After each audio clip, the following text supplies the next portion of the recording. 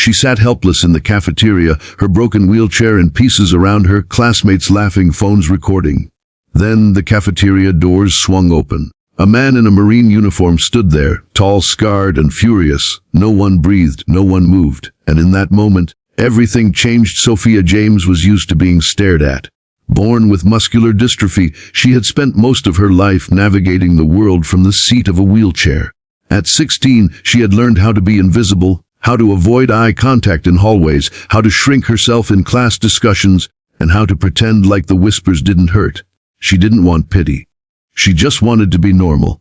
It was lunch period again, her least favorite time of the day. The cafeteria at Havenridge High was a battlefield, and Sophia was often caught in the crossfire. The tables were grouped in clusters. The jocks, the popular girls, the gamers, the quiet art kids, and then there was Sophia, always by the window, alone. She didn't complain, she'd eat her sandwich, read a chapter from her favorite book, and dream about life after high school.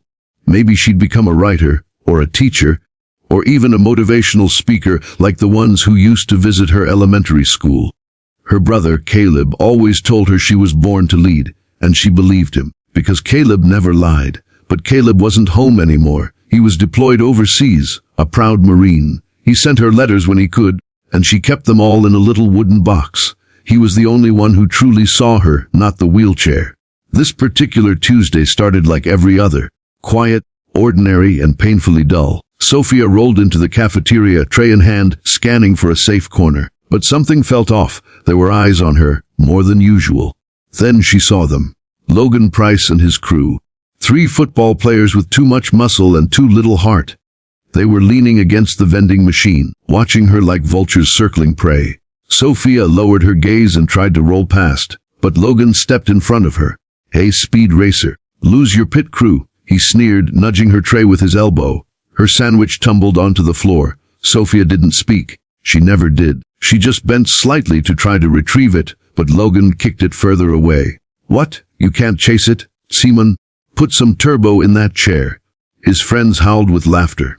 Sophia's cheeks burned. Her hands shook as she gripped the wheels of her chair.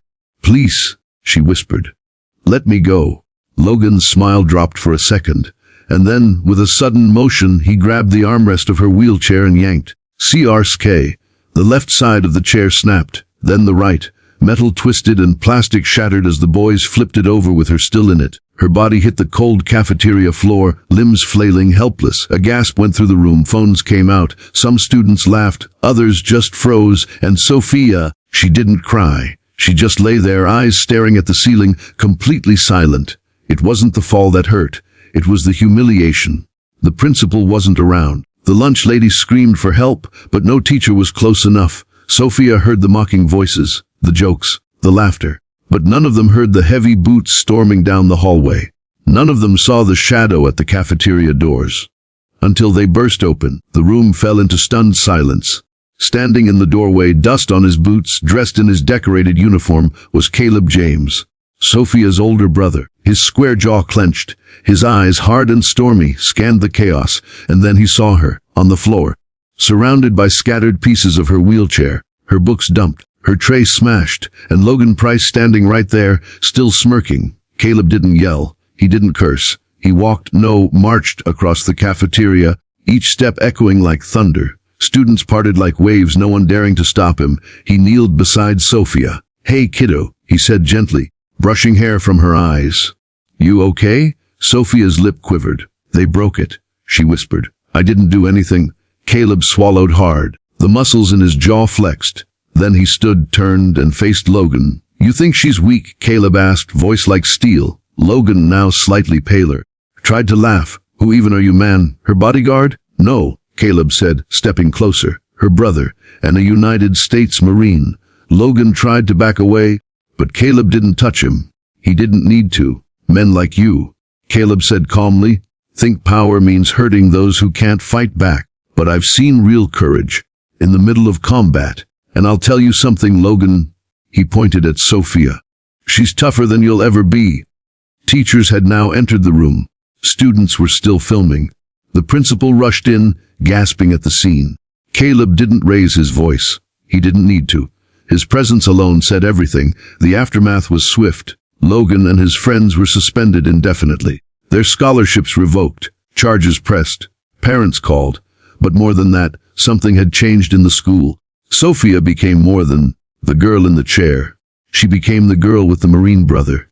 The one who got up, even when the world knocked her down. The school rallied for her.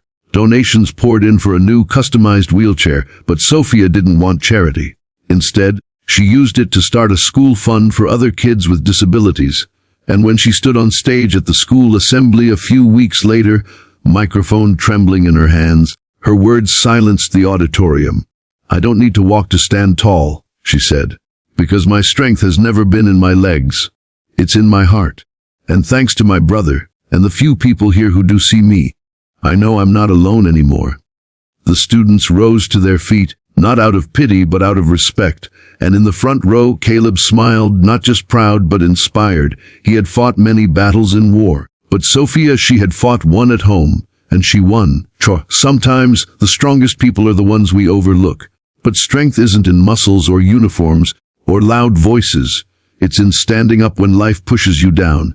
It's in kindness. It's in courage. And sometimes it's in a wheelchair,